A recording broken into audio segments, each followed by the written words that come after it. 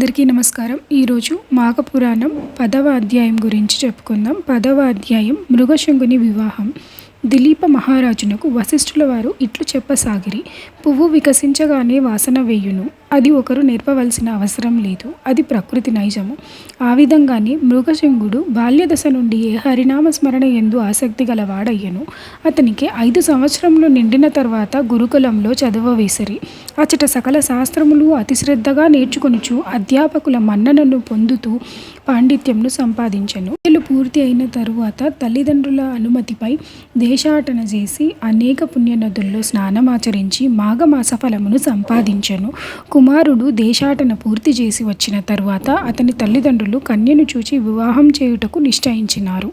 మృగశంగుడు తను వరించిన సుశీలను మాత్రమే వివాహం చేసుకునేదని తన మనోనిశ్చయంను తల్లిదండ్రులకు తెలుపగా, కుమారుని ఇష్ట ప్రకారంగా ఒక మంచి ముహూర్తమున మృగశంగునకు సుశీలకు అతి వైభవంగా వివాహం చేసిరి. సుశీల స్నేహితురాలిద్దరూ మృగశంగుని చూసి, ఆర్య, మా స్నేహితురాలకు సుశీలను పెళ్లి చేసుకున్నట్టే మా ఇద్దరినీ కూడా ఈ శుభలగ్నమున పరిణయమాడుము అని పలికిరి. మృగశంగుడు ఆశ్చర్యపడి, అసంభవం, అది ఎట్లు జరుగును అని ప్రశ్నించగా, మా సుశీలను పెళ్లాడినట్టే మమ్ము కూడా పెళ్లాడమని ఆడబడుచులు పట్టుబట్టినారు. మరి పురుషునకు ఒక్క భార్యే కదా, ఇద్దరు భార్యలా అని మృగశంగుడు ప్రశ్నించగా, 2-3 యువతులను పురుషుడు వివాహం చేసుకొనుటకు శాస్త్రములు అంగీకరించుచున్నవి కదా. దశరథునకు 3 భార్యలు, శ్రీకృష్ణుడికి 8 మంది భార్యలు, పరమేశ్వరునకు గంగా గౌరి 2 కదా. వారికి లేని అభ్యంతరములు నీకు కలవా అని ఆ కన్యలు ప్రశ్నించి చుట్టుముట్టిరి. మృగశంగుడు ఏమీ జవాబు చెప్పలేకపోయాడు. వివాహపు వేడుకలను చూడవచ్చిన అనేక మంది మునీశ్వరులు కూడా, మృగశృంగ, అభ్యంతరం తెలుపవలదు. ఆ 2 కన్యల అభీష్టము నెరవేర్చుము. వారు దుఃఖించినా నీకు జయము కలుగదు. అయినను ఇటువంటి ఘటనలు మున్ను అనేకం జరిగినవి అని పలికిరి. పెద్దలందరి అభిమతం ప్రకారం మృగశంగుడు ఆ 2 కన్యలను కూడా వివాహం చేసుకున్నాడు. ఈ విధంగా మృగశంగుని వృత్తాంతం దిలీపునకు వివరించగా, మహర్షి, వివాహములు ఎన్ని విధములు? వాటి వివరములు తెలియజేసి నన్ను సంతృప్తుణ్ణి చేయండి అని ప్రార్థించగా, వశిష్ఠుల వారు మరలా ఇట్లు చెప్పసాగిరి. రాజా, వివాహములెన్ని విధములో వాటి వివరములు చెప్పెదను, సావధానుడిపై ఆలకింపుము. 1. బ్రహ్మము. బ్రాహ్మణ కన్యను బాగుగా శృంగారించి వరుని పిలిపించి చేయు వివాహమునకు బ్రాహ్మము అని పేరు. 2. దైవం. యజ్ఞము చేయువానికి యజ్ఞము చేయుటకు వధువును ఇచ్చి చేయు వివాహానికి దైవము అని పేరు. 3. ఆర్షము. పెండ్లి కుమారుడి నుండి 2 గోవులను పుచ్చుకొని అతడికి పెండ్లి కూతురునిచ్చి పెళ్లి చేయు దానిని హర్షము అని అందరు. 4. ప్రజాపత్యము. ధర్మం కోసం దంపతులు కట్టుబడి ఉండునని దీవించి చేయు వివాహమునకు ప్రజాపత్యము అని పేరు.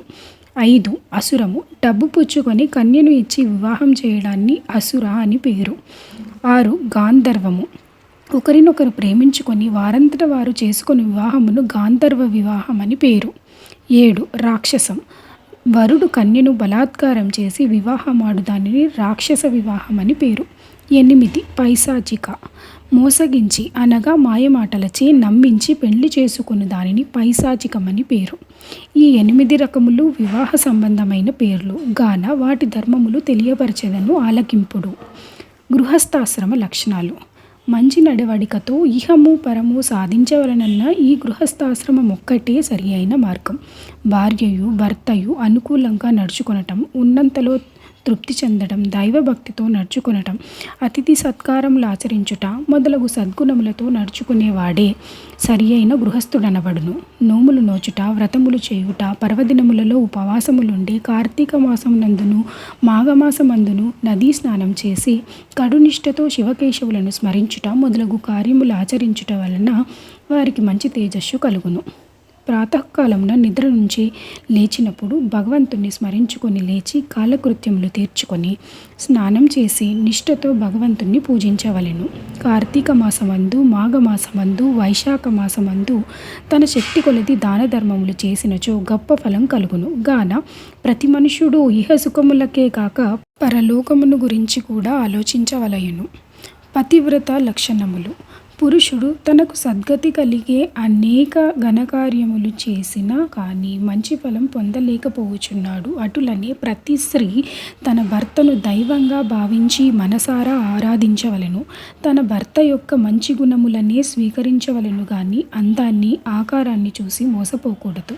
అటులనే పురుషులను స్త్రీ యొక్క అందమునే చూడక శీలము గుణము లెక్కించి ప్రేమతో ఆదరించవలెను. ఈ విధంగా స్త్రీ పురుషులిద్దరూ అన్యోన్యానురాగంతో కాపురం చేసిన ఎడల ఆ సంసారం ఎంతో బాగుండును.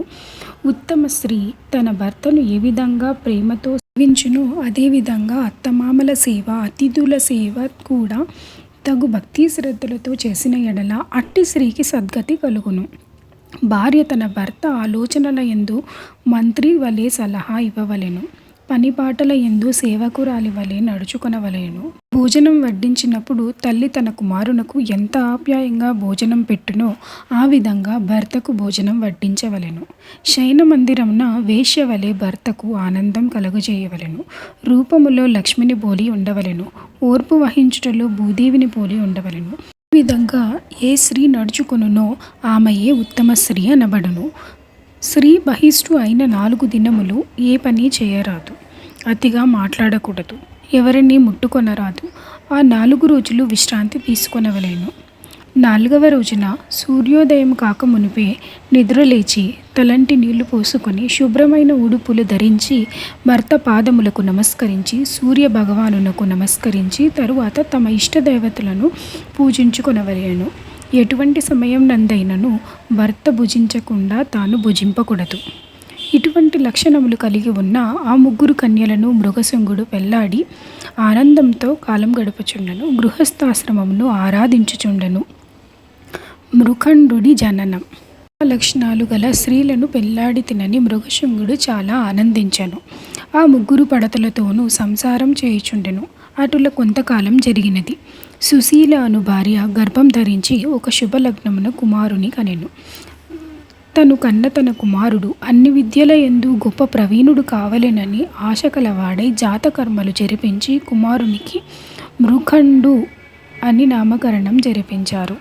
మృకండు దినదిన ప్రవర్ధమానుడై తల్లిదండ్రుల ఎడుల బంధుజనుల ఎడుల పెద్దల ఎడుల భయభక్తులు కలిగి పెరుగుచుండెను.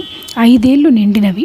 మృగశృంగుడు మృకండునకు ఉపనయనం చేసి విద్యనభ్యసించుటకై గురుకులమునకు పంపించినాడు. గురుకులంలో గురువు చెప్పిన సకల శాస్త్రములు నేర్చుకొనుచు సకల లక్షణవంతుడై గురువు యొక్క మన్ననను పొందుచు యుక్త వయస్సు వచ్చి వరకు చదివి సకల శాస్త్రముల యందు ప్రావీణ్యతను సంపాదించెను. మృకండు విద్యను పూర్తి చేసుకొని తల్లిదండ్రుల కడకు వచ్చెను. మరికొంతకాలమునకు మరుద్వతి అనే యువతితో వివాహం చేసిరి. ఆనాటి నుండి మృకండు గృహస్థాశ్రమమును స్వీకరించెను. మృగశృంగుని మిగిలిన 2 భార్యలకు కూడా పుత్రులు జన్మించినందున వారికి కూడా అన్ని విద్యలు నేర్పిరి. పెద్దవారలైన తర్వాత వివాహములు చేసెను.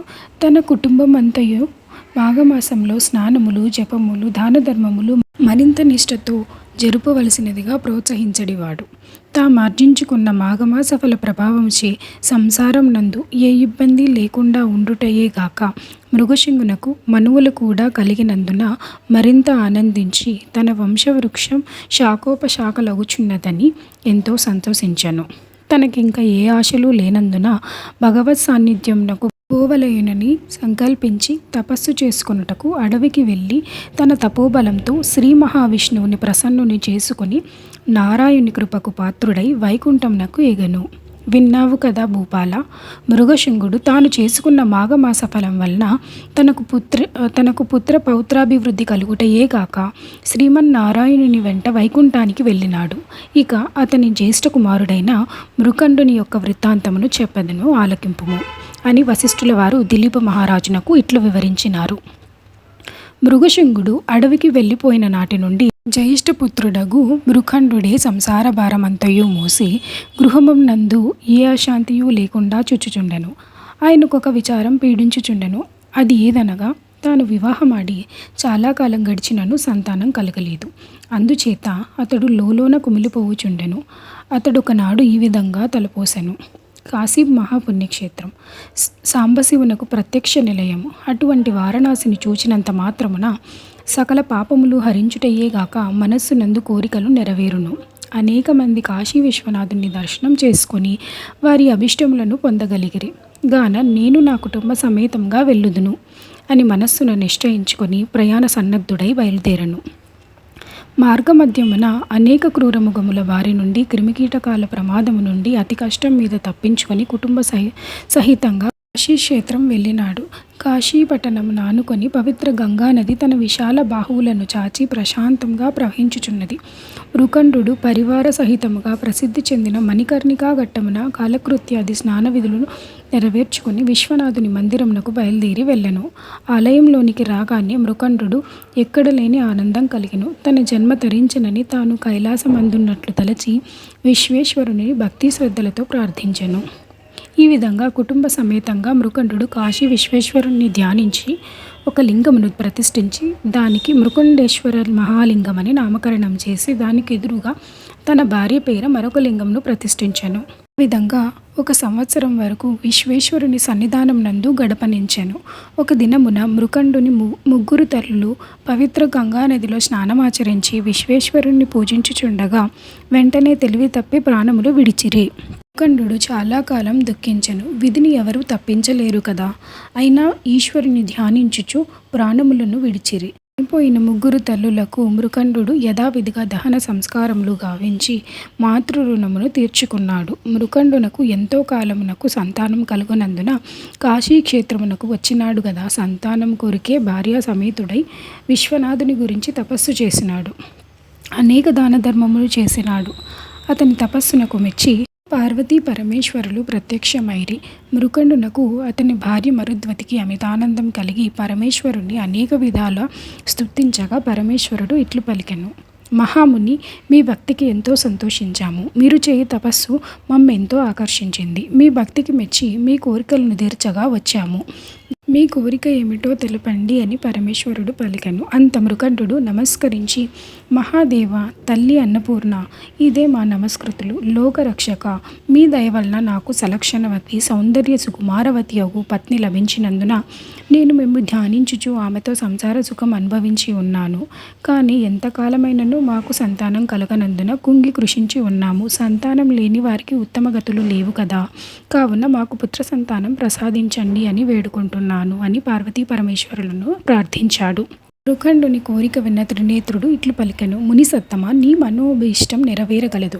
కానీ ఒక నియమం ఉన్నది. బ్రతికి ఉన్నంత వరకు వైధవ్యంతో ఉండు పుత్రిక కావలనా లేక అల్పాయుష్కుడగు పుత్రుడు కావలనా అని ప్రశ్నించిరి. మృకండునకు ఆశ్చర్యం కలిగను. పరమశివుని మాటలకు ఆలోచనలో పడవలసి వచ్చాను. కొంత తడు ఆగి, హే శశిధర, నన్ను పరీక్ష నింపనించితివా? నాకు జ్ఞానోదయమైనది.